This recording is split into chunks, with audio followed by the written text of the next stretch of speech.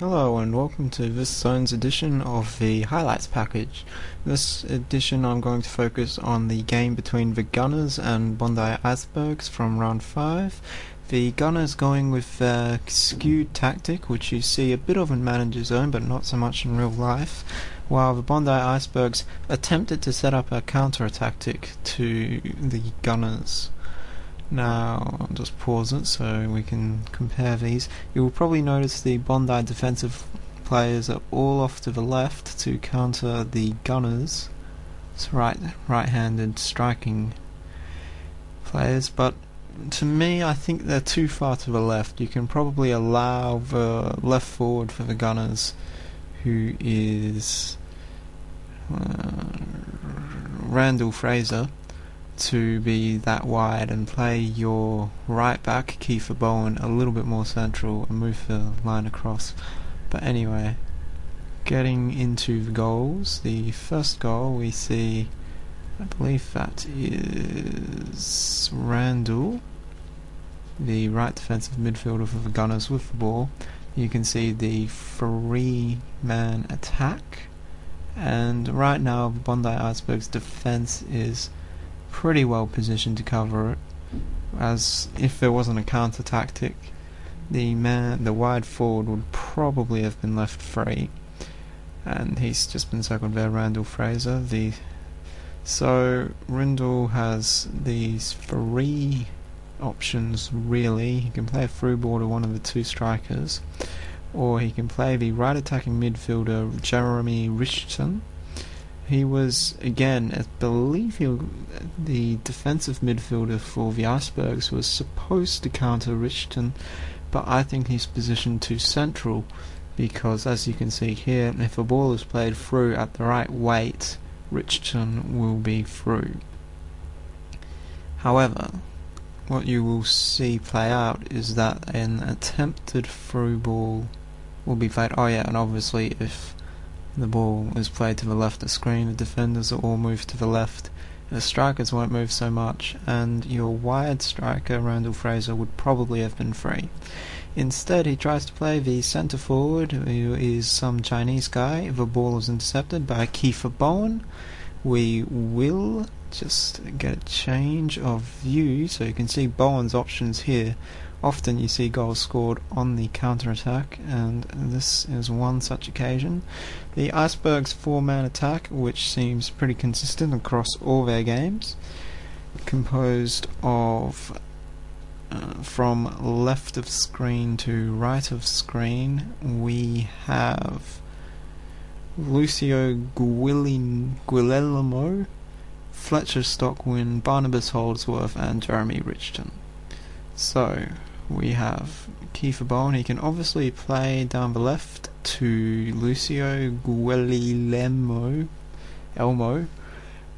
Yeah, I think I'll just call him Elmo, who would obviously then play the ball to Fletcher Stockwin through, or he can play it down the right hand side to Jeremy Richardson, and then obviously because it's being played to the right, the central defender for the GunnerZ in Samuel Trims will come up a little bit, and this will allow a relatively easy through ball to be played. And you will notice that the through ball to Fletcher Stockwin in the second option down the right is a lot more central, better scoring position. It's just generally against four strikers against three defenders, you expect the four to win out.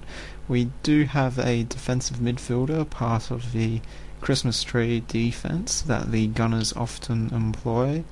That, I believe, is Loud Duggan. And on the other side we have David Rindle, who we mentioned earlier with the turnover. And I just want to highlight the fact that the defensive line is back there. The central defender is already being pulled off the line, possibly has low PI, or maybe the two wingbacks have low PI. Anyway, you'll watch him, and Kiefer Bowen plays Richardson. Richardson has a pretty easy through ball. David Rindle was in a position to intercept it. On this occasion he didn't. Stockwin puts it away for the first goal of the game. 1-0 to the Icebergs. Now here's the second goal. We have Bradford Scurry, I think that was, passing to Fletcher Stockwin. Now, he's obviously got the option on the left in Lucio Elmo.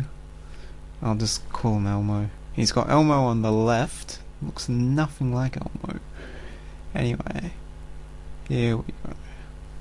He's obviously got a 2-on-1 on both sides of the pitch, which is the main strength of the attacking formation. I'll just make that a bit more fixed so you can see it. There we go. So he can obviously play a ball all the way across the field to Barnabas Holdsworth, which is that first red arrow, and this of course will drag the entire GunnerZ defense over to that side. This will leave in the end Lucio Guillermo and Fletcher Stockwin with a 2-on-1 on their side of the pitch, with Guillermo being free.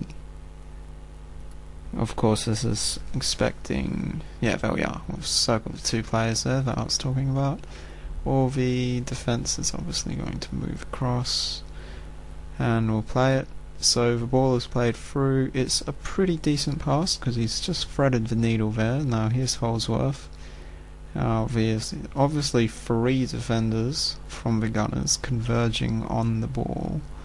Now he has a couple of options here. Probably his first option is going to be, well, not necessarily his first, but the first one I'll talk about is a pass back to Guillermo, what I was talking about before, because there's a 2-on-1 on that side of the pitch. He could also run the ball at this point. Let's say runs it to there. I'm not sure what his speed is like, but is it really worth the risk taking on 3 defenders? Or he could play it wide to Jeremy Richton, which will drag all the defenders across and hopefully leave the 2 strikers on the other side of the pitch, Stockworth and Guillermo, free for a cross from Richton. Now, I'll just highlight where all of the defenders will run. So this is what actually happens. So if this ball isn't played and he runs, it's pretty likely he'll be tackled by one of 3 GunnerZ defenders you see in that little space. Anyway, this will allow Guillermo, there he is, he will be completely free. Richton can dribble into the toolbox there. Stockwin there can run on. Obviously, since the ball carrier running down the pitch, everyone else can run down the pitch, as you would expect. Yeah, there we go. So if he just keeps running like the gingerbread man, he can obviously just run wide if the defenders are faster than him, because it'll just buy some time for the attackers. Stockwin, who will end up finishing the play, going to the top of the box, and while all the defenders are trying to run back, you probably only, well, they only need 1 to cover, but I think they actually bring 2 or 3 across, so they're outnumbered the entire time on the left flank 2-1. That's, there we go, there's obviously the 1 man who's marking the 2 strikers, and hopefully hit play soon. Here we go. Okay, so Holdsworth plays Richton. It's not a very good pass, as you can see. Richton has to go very wide for a bit of a stat fail. This allows Duggan to get across along with Hickman marking Holdsworth. The central GunnerZ defender is just defending space. As a result, Stockwin wins it, missed tackle and goal. Very good goal from the Icebergs, and their tactic working probably as its best there. Now, the 3rd goal of the game we have with the ball, I think that is Holdsworth. I'm not 100%. No, it won't be Holdsworth. It'll be... oh yeah, it will be. Sorry. Okay, so Holdsworth has the ball. He can play Stockwin on the left. He can play Richton on the right. The central defender for the Gunners in Scurry is actually in a decent position for once, in that he could cover either forward pass option, and in doing so would probably buy enough time for the defence to get back, get reorganised. So he's got this third option back, which is what he takes, which is a pass to, I believe that's a left, so it'll be Samuel Holdsworth, not to be confused with Barnabas Holdsworth, the right striker.